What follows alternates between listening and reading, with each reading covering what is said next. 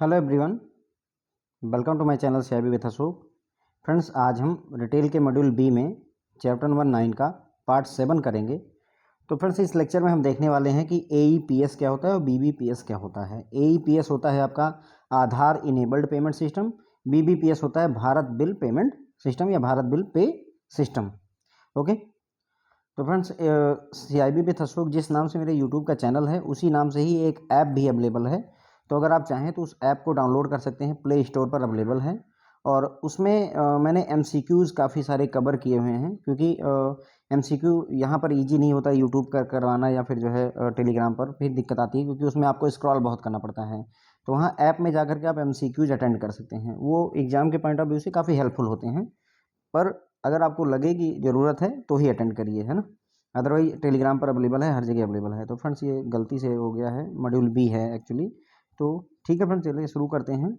आधार enabled payment system और Bharat bill payment system के बारे में बात करेंगे। तो AEPS, Aadhaar enabled payment system. AEPS is a bank lead model which allows online interoperable financial transaction at POS यानी point of sale, micro ATM भी कह सकते हैं, थ्रू VC बिजनेस करस्पॉन्डेंट या बैंक मित्र of any bank using Aadhaar authentication. ठीक है, तो AEPS होता क्या है? Aadhaar enabled payment system friends वो होता है जिसमें एक आधार डिवाइस होती है, उसमें कस्टमर अपना अंगूठा रखता है, अंगूठा रखने के बाद में वो अपने खाते से पैसा विड्रॉ कर सकता है, स्टेटमेंट निकाल सकता है। तो जो ये अंगूठा लगा करके पैसा निकालते हैं फ्रेंड्स, उसे ही हम आधार इनेबल्ड पेमेंट सिस्टम कहते हैं। अब अगर आपको अंगूठा लगा करके पैसा निकालना है तो आप वो बिजनेस करस्पॉन्डेंट, जो बैंकों में BC एजेंट होते हैं फाइनेंशियल इंक्लूजन को आगे बढ़ाने के लिए, उनका हेल्प ले सकते हैं, या कहीं कहीं बैंक मित्र भी कहलाते हैं, उनका यूज कर उनसे भी आप पैसा निकलवा सकते हैं। आधार अथेंटिकेशन डिवाइस होते हैं उनके पास, आधार अथेंटिकेट करते हैं, उसके बाद पैसा आपको विड्रॉ करके दे देते हैं। फाइनेंशियल ट्रांजेक्शन आप कर सकते हैं, पॉस पर भी कर सकते हैं, पॉइंट ऑफ सेल मशीन या माइक्रो एटीएम जो BC एजेंट के पास होता है उससे भी आप कर सकते हैं। ठीक है, तो ये इतनी बस मतलब बेसिकली इतनी ही बातें हैं आधार इनेबल्ड पेमेंट सिस्टम के बारे में, कि AEPS जो होता है वो फाइनेंशियल ट्रांजेक्शन अलाउ करता है पॉस मशीन पर, माइक्रो एटीएम पर। माइक्रो एटीएम या पॉस मशीन किसके पास होती है? बिजनेस करस्पॉन्डेंट के पास होती है, या उन्हें बैंक मित्र भी कहा जाता है, जो कि बैंक से आपके पैसा निकाल सकते हैं आधार अथेंटिकेशन का यूज करते हुए। उसके बाद में this needs a KYC compliant bank account in which Aadhaar has been linked. अब अगर आपको आधार से पैसा निकालना है आपका अपना अंगूठा लगा करके, तो ये बड़ी क्लियर सी बात होती है कि आपका ये जो आधार है वो बैंक के अकाउंट से लिंक होना चाहिए, आपका खाता KYC कंप्लायंट होना चाहिए। तो अगर आपको पैसा निकालना है AEPS के थ्रू, आधार इनेबल्ड पेमेंट सिस्टम के थ्रू अगर आपको पैसा निकालना है तो आपका अकाउंट KYC कंप्लायंट होना चाहिए और आपके खाते में आधार नंबर लिंक होना चाहिए, आधार कार्ड लिंक होना चाहिए। It allows online inter operable financial inclusion transaction, है ना, मैंने बताया नहीं आपको, फाइनेंशियल इंक्लूजन को बढ़ावा देते हैं। फाइनेंशियल इंक्लूजन ट्रांजेक्शन जिन्हें आप पॉस पर या माइक्रो एटीएम पर कर सकते हैं। पॉस का मतलब होता है पॉइंट ऑफ सेल होता है, through the business correspondent of any bank using the Aadhaar authentication. तो किसी भी बैंक का आपका BC एजेंट बिजनेस करस्पॉन्डेंट है तो आधार अथेंटिकेशन का यूज करके आप जो है फाइनेंशियल इंक्लूजन वाली ट्रांजेक्शन कर सकते हैं, कोई दिक्कत नहीं है। अब आधार इनेबल्ड पेमेंट सिस्टम में कौन कौन सी सर्विसेज ऑफर की जाती हैं? कैश विड्रॉल कर सकते हैं, कैश डिपॉजिट कर सकते हैं, बैलेंस इंक्वायरी कर सकते हैं, आधार टू आधार फंड ट्रांसफर भी कर सकते हैं, और मिनी स्टेटमेंट भी निकाला जा सकता है। तो जो बिजनेस करस्पॉन्डेंट है या जो वो बैंक मित्र है उसकी सहायता से आप चाहें तो आधार यानी अपना अंगूठा लगा करके आप कैश विड्रॉ कर लीजिए, अपने खाते में कैश डिपॉजिट कर लीजिए, अपने खाते की बैलेंस इंक्वायरी कर सकते हैं, मिनी स्टेटमेंट पा सकते हैं, और साथ ही साथ आधार टू आधार फंड ट्रांसफ़र भी पॉसिबल होता है। इतनी सारी चीज़ें आधार इनेबल्ड AEPS में अवेलेबल करवाई जाती हैं। क्लियर हो गया? अब इसमें एक बात जो कन्फ्यूजन आपको बनती है, LPG की जो सब्सिडी होती है फ्रेंड्स वो AEPS से नहीं जाती। देखिए यहाँ पर कहीं पर भी इस बात का जिक्र नहीं हो रहा है कि गवर्नमेंट जो है मल्टीपल लोगों को, क्या आप आधार इनेबल्ड पेमेंट सिस्टम के जरिए एक खाता डेबिट करेंगे और मल्टीपल खातों को क्रेडिट कर पाएंगे? नहीं, क्योंकि ये तो बात हो रही है कि आपका खाते में KYC लिंक होना चाहिए, आधार कार्ड लिंक होना चाहिए, KYC कंप्लायंट होना चाहिए, तब आप अपना अंगूठा लगाएंगे, पैसा निकालेंगे। तो जो LPG की सब्सिडी है या डायरेक्ट बेनिफिट ट्रांसफ़र कहा जाए, जो गवर्नमेंट ऑफ इंडिया जो है DBT करती है, डायरेक्ट बेनिफिट ट्रांसफ़र करती है लोगों के खाते में, वो काम जो है APBS आधार पेमेंट ब्रिज सिस्टम के द्वारा किया जाता है। ध्यान रखिएगा, APBS के जरिए, पिछले लेक्चर में भी हमने इस पर चर्चा की है, तो याद रखिएगा APBS के जरिए वो पेमेंट की जाती है। क्लियर हो गया फ्रेंड्स? ओके, तो AEPS आधार, पहला तो इसका फुल फॉर्म पूछा जाता है, आधार इनेबल्ड पेमेंट सिस्टम होता है।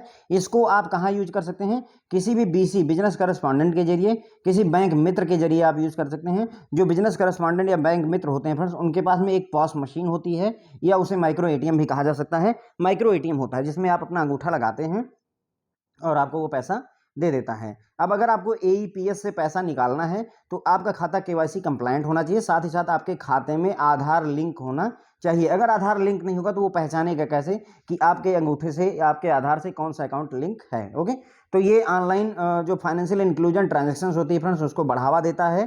पॉस मशीन या माइक्रो ATM के थ्रू किया जा सकता है। किसी भी बिजनेस करस्पॉन्डेंट की सहायता से किसी भी बैंक के पैसे का खाता निकाला जा सकता है आधार ऑथेंटिकेशन करा करके। ठीक है, AEPS में जो सर्विसेज ऑफर हैं, कैश विड्रॉ कीजिए, खाते में पैसा जमा कीजिए, खाते से पैसा निकालिए, अपने बैलेंस की इंक्वायरी कीजिए, मिनी स्टेटमेंट निकालिए, और साथ ही साथ आधार टू आधार फंड का ट्रांसफर भी पॉसिबल होता है। तो ये बातें हमने समझ ली फ्रेंड्स, जो है आधार इनेबल्ड पेमेंट सिस्टम के बारे में। अब हम बात करेंगे दूसरा BBPS, Bharat bill payment system के बारे में हम बात करेंगे। तो भारत बिल पेमेंट सिस्टम क्या कॉन्सेप्ट है फ्रेंड्स? ये RBI चाहता है कि हमारे देश में जितने भी तरीके के बिल पे होते हैं फ्रेंड्स, वो सभी के सभी जो है एक ही प्लेटफॉर्म BBPS पर आ जाएं और सभी उसी प्लेटफॉर्म को यूज करके पेमेंट करें। ठीक है, तो इसीलिए भारत बिल पेमेंट सिस्टम को लाया गया है। ऑब्जेक्टिव की बात करें, the objective of BBPS is to implement and integrated bill payment system in country that offers interoperable and accessible bill payment service to customer through a network of agent, enabling multiple payments mode and providing instant confirmation of receipt of payment. तो Bharat bill payment system का जो objective है वो यही है कि एक integrated bill payment system को लाया जाए। रिजर्व बैंक ऑफ इंडिया चाहता है कि एक ऐसा इंटीग्रेटेड बिल पेमेंट सिस्टम आए जो कि इंटर ऑपरेबल हो, मतलब कि किसी भी बैंक का पैसा किसी भी बैंक में पेमेंट की जा सके। मतलब बिल आपको पेमेंट करनी है तो ऐसा नहीं कि सिर्फ SBI के ही अकाउंट से पैसा डेबिट होगा, सभी से कर सकते हैं। Accessible bill payment services to customer, customer को बिल पेमेंट की सर्विसेज अवेलेबल हो through a network of agent, जहाँ नेटवर्क एजेंटों का नेटवर्क होगा। ठीक है, जिसमें आप मल्टीपल पेमेंट मोड को यूज कर सकते हैं, UPI से पेमेंट के लिए, डेबिट कार्ड से, क्रेडिट कार्ड से, इंटरनेट बैंकिंग से, और जिस भी तरीके से आप करना चाहें। ठीक है, और साथ ही साथ में आपको जो पेमेंट हो जाए तो उसकी तुरंत ही instant confirmation of receipt of payment की पेमेंट हो चुकी है, इसका कंफर्मेशन भी आपको मिल जाए। Okay, Bharat bill payment system is a reserve bank of India conceptualise system driven by NPCI। तो ध्यान रखिएगा, ये रिजर्व बैंक ऑफ इंडिया द्वारा कंसेप्चुलाइज किया गया है भारत बिल पेमेंट सिस्टम को, और इसे जो है इंप्लीमेंट कौन कर रहा है? NPCI ही करता है। National payment corporation of India he Bharat bill payment system को देखता है, हैंडल करता है। It is one stop payment platform for all bills. ये वन स्टॉप पेमेंट प्लेटफॉर्म है, मतलब सभी तरीके के बिल आप यहीं से पे कर सकेंगे। अभी नहीं, धीरे धीरे जैसे जैसे समय बढ़ेगा वैसे वैसे भारत बिल पेमेंट सिस्टम अपना मतलब नेटवर्क काफ़ी बड़ा कर लेगा, तो आप ये देखेंगे कि ज़्यादातर पेमेंटें आप भारत बिल पेमेंट सिस्टम के थ्रू ही करेंगे। Providing an interoperable and accessible any time anywhere bill payment service. तो ये क्या करेगा?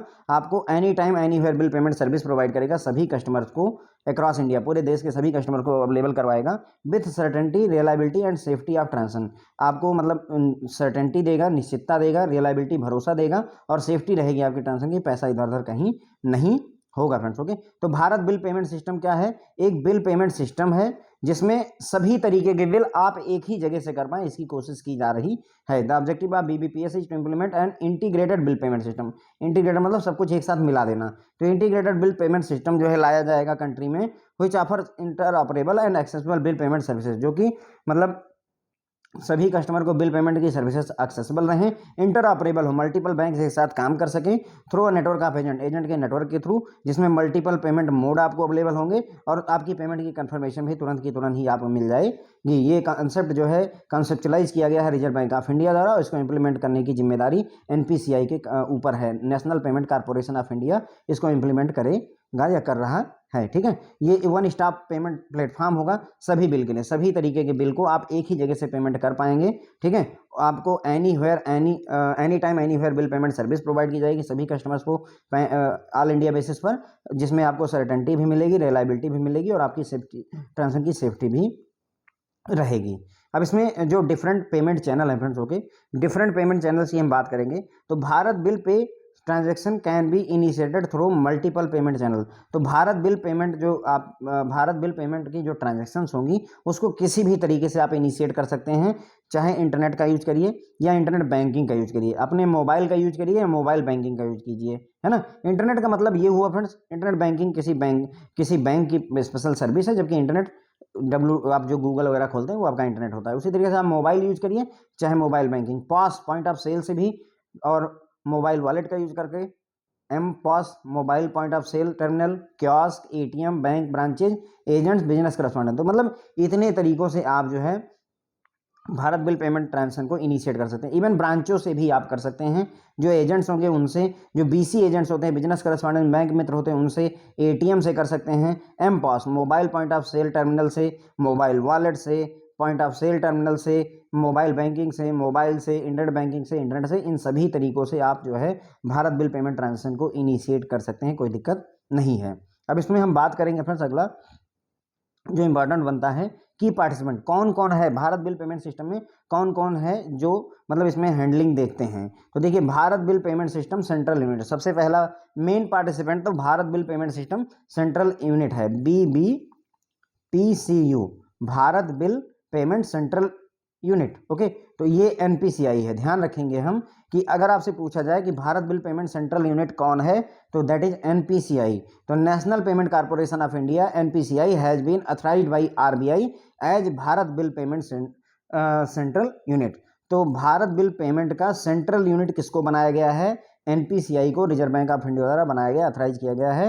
And is responsible for setting business standards, rules and procedure for technical and business requirement for all participants.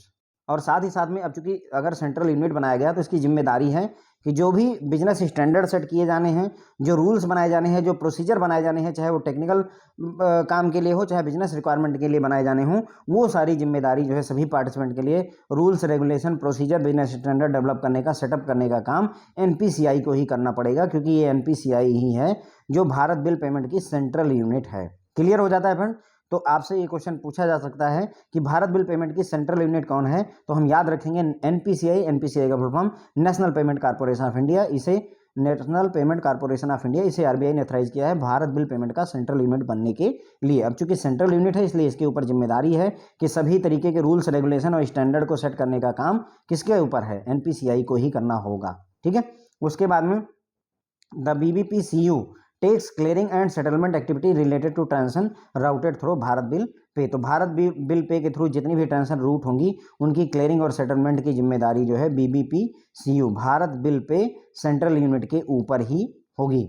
अब आता है friends यहाँ पर Bharat bill pay operating unit, वो सेंट्रल यूनिट थी NPCI, अब ऑपरेटिंग यूनिट बहुत सारी हो सकती हैं, और उसमें भी Bharat bill payment operating unit is the entity that is authorise by Reserve bank of India. तो ये वो एंटिटी होती है जिसे Reserve bank of India operate करने के लिए अथराइज करता है। ये बैंक भी हो सकता है और नॉन बैंक भी हो सकता है। क्लियर रखिएगा, जो Bharat bill payment operating unit है that can be a bank और it can be a non bank. Okay, इसे RBI द्वारा अथराइज किया जाता है Bharat bill payment operating unit बनने के लिए। अब जो Bharat bill payment operating unit होती है मे चूज टू इंटीग्रेट, अब वो चाहे तो वो CU integrate either with customer or with biller. तो आप जो ये Bharat bill payment operating unit है वो चाहे तो कस्टमर के साथ जुड़ सकता है या बिलर के साथ जुड़ सकता है जो बिल करता है। ओके, कस्टमर कौन होगा? आप सामान खरीदने गए दुकान पर, 500 रुपए का कोई कपड़ा खरीदा आपने, तो आप हो गए कस्टमर। ठीक है, और जो दुकानदार है उसने आपको बिल करके दिया, तो that is a wheeler. Okay, तो वही कह रहा है कि जो ये BBPOU है वो चाहे तो अपने आप को कस्टमर के साथ इंटीग्रेट कर सकता है, तो उसे COU बोलेंगे, कस्टमर ऑपरेटिंग यूनिट कहेंगे, और अगर बिलर के साथ इंटीग्रेट होता तो उसे BOU बोलेंगे, बिलर ऑपरेटिंग यूनिट बोलेंगे। Or may wish to participate as both, अगर चाहे तो वो दोनों हो सकता है। अब कई सारे दुकानदार ऐसे होंगे जो सामान कहीं से खरीद के लाते होंगे और फिर बेचते होंगे, तो ऐसे केस में ये खरीद भी रहा है, कस्टमर भी है, और बेच भी रहा है तो शॉपकीपर या बिलर भी है। तो ऐसे में आप BBPOU जो हैं वो चाहे तो इंटीग्रेट कर सकता है कस्टमर के साथ में, और साथ ही साथ में वो बिलर के साथ में भी इंटीग्रेट कर सकता है। क्लियर हो गया फ्रेंड्स? तो Bharat bill payment operating unit जो होती है उसे RBI अथराइज करता है। ये कोई बैंक भी हो सकता है, कोई नॉन बैंक भी हो सकता है। अब जो Bharat bill payment operating unit होती है उसके पास दो चॉइस है, वो चाहे तो कस्टमर वाले कस्टमर यूनिट के साथ इंटीग्रेट कर जाए या बिलर यूनिट के साथ इंटीग्रेट कर जाए या दोनों के साथ इंटीग्रेट कर सकता है। अगर कस्टमर यूनिट के साथ इंटीग्रेट होगा तो उसे कस्टमर ऑपरेटिंग यूनिट कहेंगे, बिलर एंटिटी के साथ इंटीग्रेट होगा तो उसे बिलर ऑपरेटिंग यूनिट कहेंगे। दोनों के साथ भी इंटीग्रेट हो सकता है, कोई दिक्कत नहीं है, ठीक है। कस्टमर और बिलर दोनों के साथ में भी इंटीग्रेशन पॉसिबल होता है। अब आता है फ्रेंड्स उसके बाद में अगला, इसमें एजेंट इंस्टीट्यूशंस होते हैं, एजेंट्स होते हैं इसमें।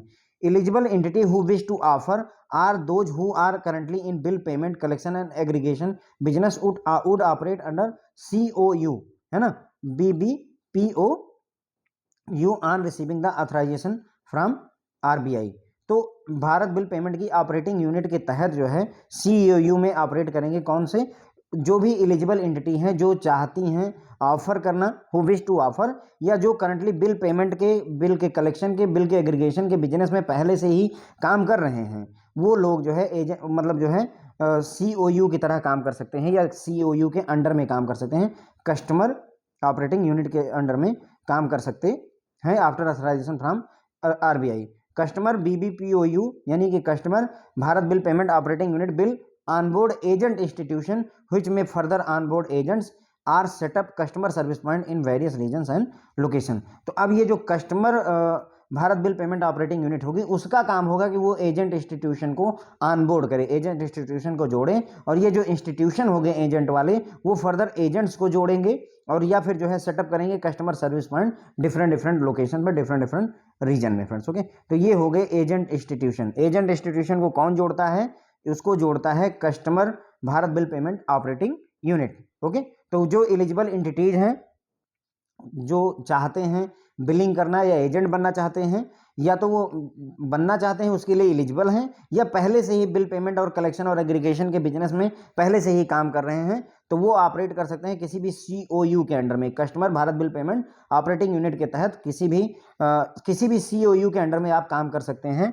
ऑथराइजेशन रिसीव करने के बाद RBI से आपको ऑथराइजेशन मिल जाएगा, तो आप जो है किसी भी COU के अंडर में काम कर सकते हैं। अब ये जो COU होगा फ्रेंड्स वो ऑनबोर्ड करेगा एजेंट इंस्टीट्यूशन को, और ये एजेंट इंस्टीट्यूशन फर्दर ऑनबोर्ड करते हैं एजेंट्स को या कस्टमर सर्विस पॉइंट्स वगैरह खोलते हैं डिफरेंट लोकेशन पर। उसके बाद में फ्रेंड्स एजेंट्स आते हैं। एजेंट्स क्या होते हैं? Agents are the customer touch point and service point in Bharat bill pay ecosystem available in the form of agent outlet, business correspondent outlet, bank branches, collection centre, retail outlets. Okay, तो जो agent होते हैं friends वो ऐसी जगह होती है जहां पर कस्टमर जा करके मिल सकता है। ओके, सर्विस, इन्हें कस्टमर टच पॉइंट कह सकते हैं एंड सर्विस पॉइंट भी कह सकते हैं। भारत बिल पेमेंट के इकोसिस्टम में जो एजेंट होते हैं वो कस्टमर टच पॉइंट कहलाते हैं, और ये अवेलेबल होते हैं कैसे?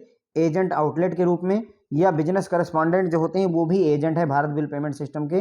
बैंक की जो ब्रांचेज हैं वो भी एजेंट हैं भारत बिल पेमेंट सिस्टम की। कलेक्शन सेंटर्स जो होते हैं, रिटेल आउटलेट्स जो होते हैं फ्रेंड्स, ये सारी चीज़ें यानी कि जैसे बिग बाजार वगैरह हो गए, ये सब भी जो है आपके एजेंट के तौर पर काम कर रहे होते हैं। फिर आता है friends biller are utility company service. अब ये जो बिल करता है वही आपका बिलर हो गया friends. Okay, service provider who shell receive payment from customer for services render, है ना।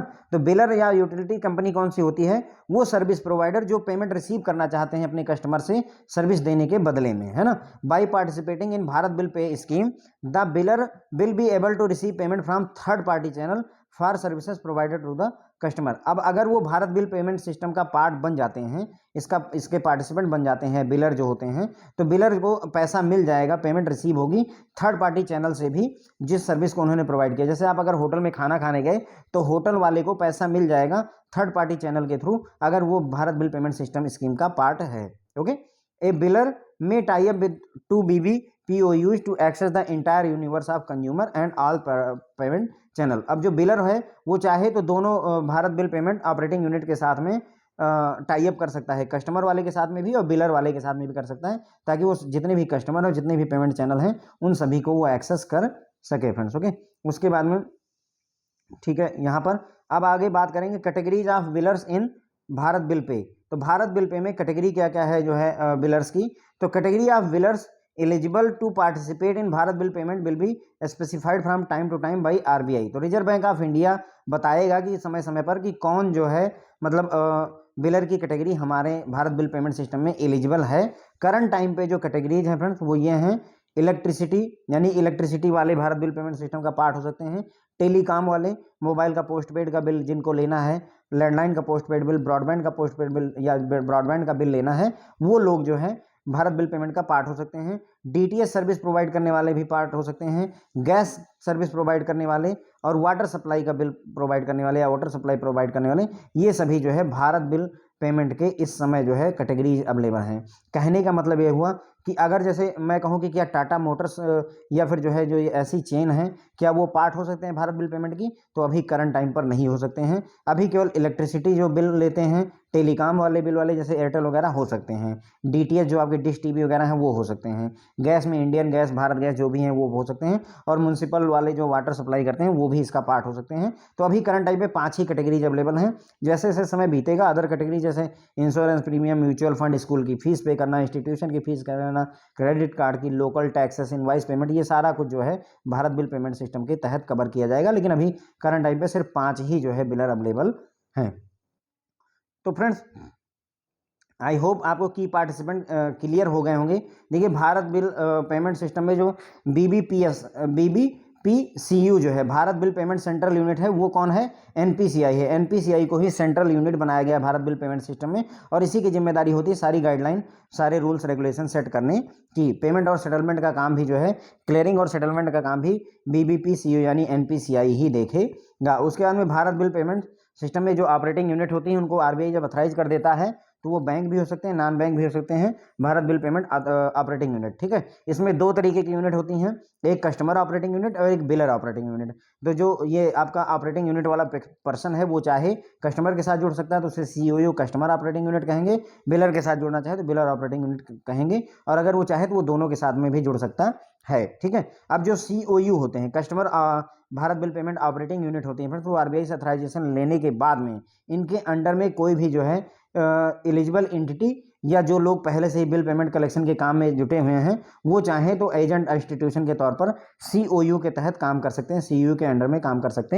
हैं। जो कस्टमर बीबीपीओयू होता है वो क्या करेंगे, ऑन बोर्ड करेंगे एजेंट इंस्टीट्यूशन विच में फर्दर ऑन बोर्ड करेगा एजेंट्स को और सेटअप करेगा कस्टमर सर्विस पॉइंट्स को। ठीक है, तो कस्टमर बीबीपीओयू ऑन बोर्ड करेंगे एजेंट इंस्टीट्यूशन को, जो कि मतलब एजेंट्स को, एजेंट इंस्टीट्यूशन को लेकर के आएंगे, और ये एजेंट इंस्टीट्यूशन जो होंगे वो फर्दर एजेंट्स को जो है लेकर के आते हैं, या फिर सर्विस सेंटर खोलेंगे जो है डिफरेंट लोकेशंस पर। जो एजेंट्स होते हैं फ्रेंड वो एक्चुअल में कस्टमर के टच पॉइंट होते हैं या सर्विस पॉइंट होते हैं भारत बिल पे इकोसिस्टम में। ठीक है, अब ये आपका एजेंट का आउटलेट खुद की दुकान भी हो सकती है, बिजनेस करस्पॉन्डेंट भी एजेंट होते हैं, बैंक की ब्रांचेज भी एजेंट होते हैं, बैंक मित्र भी एजेंट होते हैं, कलेक्शन सेंटर, आपके रिटेल आउटलेट्स, ये सभी एजेंट का काम करते हैं। जो बिलर या यूटिलिटी कंपनी होती है फ्रेंड, वो जिनको आपने सर्विस देने के बाद में पैसे रिसीव करने होते हैं, पेमेंट रिसीव करने होते हैं, उन्हें ही हम बिलर या यूटिलिटी ऑर्गेनाइजेशन कहते हैं। अगर वो पार्टिसिपेंट जो है भारत बिल पेमेंट सिस्टम का पार्ट बन जाते हैं